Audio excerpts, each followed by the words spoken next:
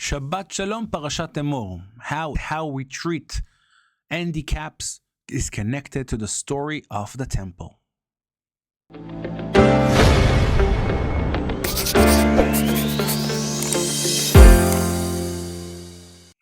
Shabbat Shalom, everyone. We're in Parshat Emor.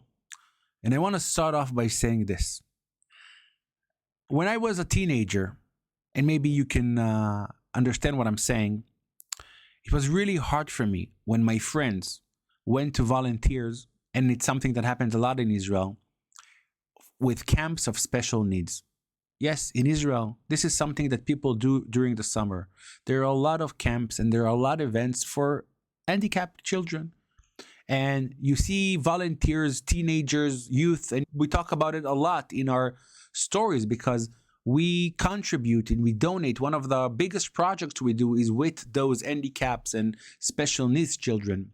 And to see how all the teenagers are part of it and they volunteer and become so important for them is something that is really warming my heart. But when I was a younger person, I just felt I cannot go near that. When I got married, I noticed that my wife spent all our youth volunteering and helping people in needs.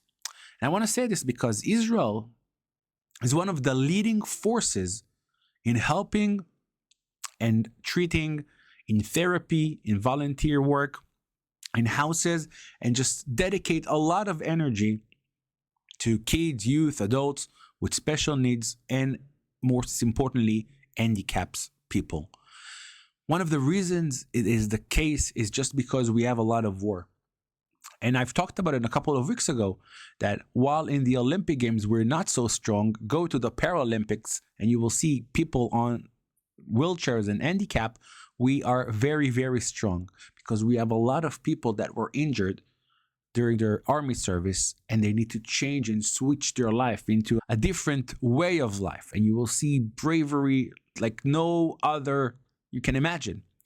People taking their life and making the best of their situation. And I'm giving this introduction because I want to talk about a situation, a question that comes in mind in a very strong way when you read this week portion. And you read about this, I would say that's not such a good feeling when you read the necessary needs of the physical aspects of the priests working.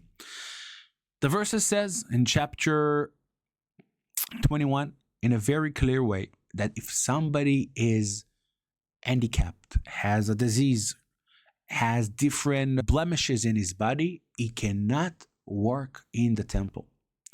And as I just said, as somebody, as a nation, as people, as society that tries to look and bring people with special needs into the objective of, being equal, being like everybody else, it's difficult to read that, no? When you read about people with sometimes minor issues cannot work in the temple, it doesn't make you feel so good. So I want to start by saying this. Whatever I'm going to say now, it's connected only to the temple and only to that time where God chose, handpicked the people who are going to work in it. Today, of course, in a society when there's no temple, when all of the objectives are just different, we know that people with disabilities can do everything and they're doing everything. But what is it in the temple that allows us to be in a way very not nice to those people and tell them you shouldn't work because you have a broken leg, because you have some kind of a disease? A couple of reasons. Number one, a commentary says that in the old days, there was a strong connection between body and soul. Meaning when somebody saw somebody who has a broken leg or is blind, they immediately connected to something that he did wrong in the way he behaved. Maybe he ran to something bad. The sin and the punishment was a broken leg. Maybe he saw bad things or he used bribes to bribe people. Therefore, he got to be blind. In a way, the connection between our body and our soul was so strong that people immediately saw a blemish in someone's person as something that dedicates something spiritual. We learned about it last week or 2 weeks ago when we talked about leprosy. And we said that leprosy was indeed something that comes from people who are talking bad. So the commentary explained that in a way, when you come to the temple, to the highest of the highest, the perfect place, you don't want people beginning to look at people and say, oh, it was because of that, he did that, he did that. That's not good. But second perspective even come maybe from God himself. Because we know he chose the family of the priest to work and worship in the temple, how come you know who is the right one to choose? In a way, there's an inner system. You are still a priest. You're still part of the family. But whenever somebody has a blemish, a situation, a medical handicap, or any other kind of things, in a way, is being outcasted from the work of the temple.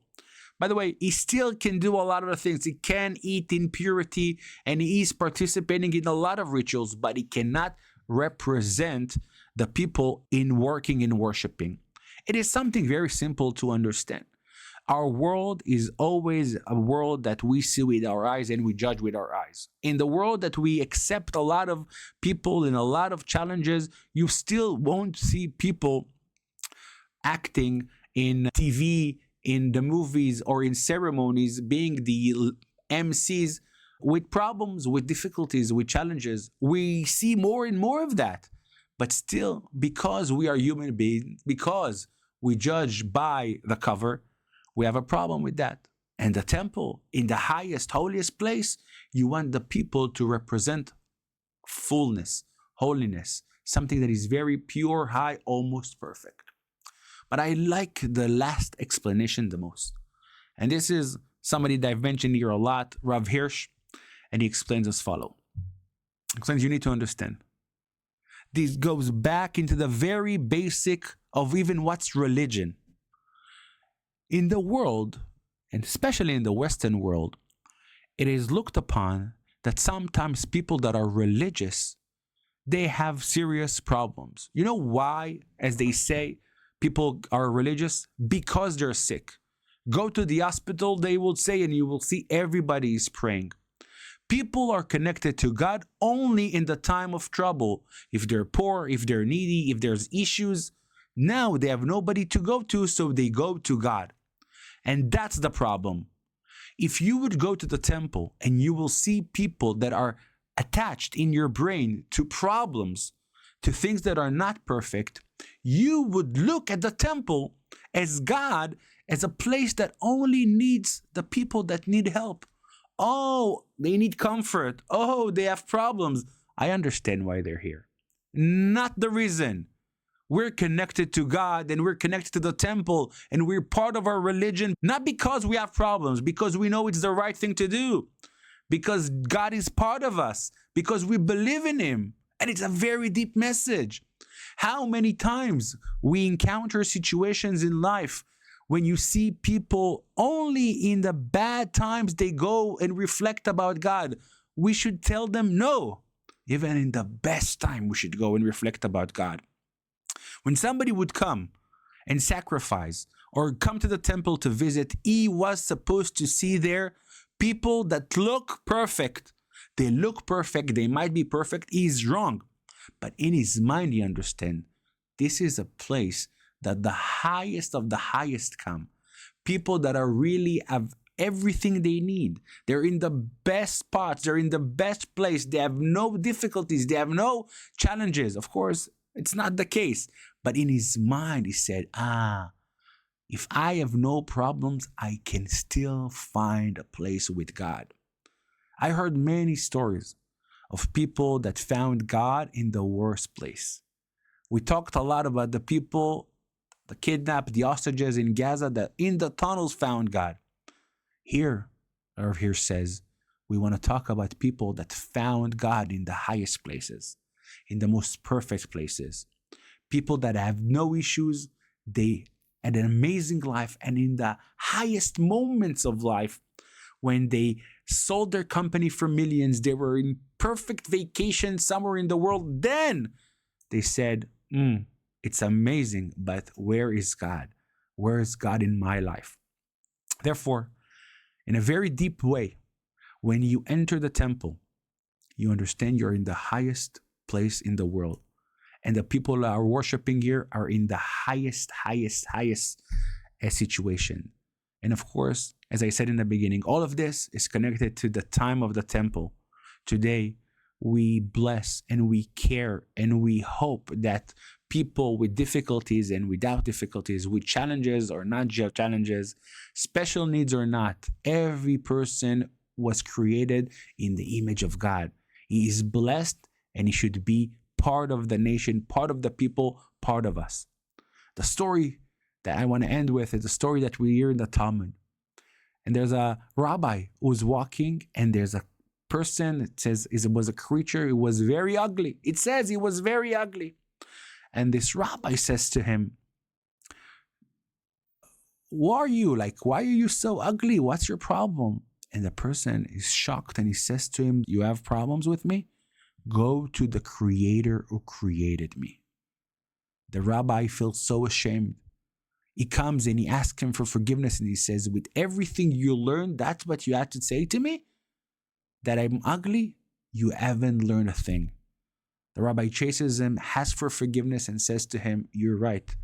If after everything we've learned, everything we went through, we didn't understand how God loves everybody, created everybody, and puts everybody on the same line, we have problems. Here specifically, as a representative in the holy place, we need the perfect people. Look at us though. We are not perfect.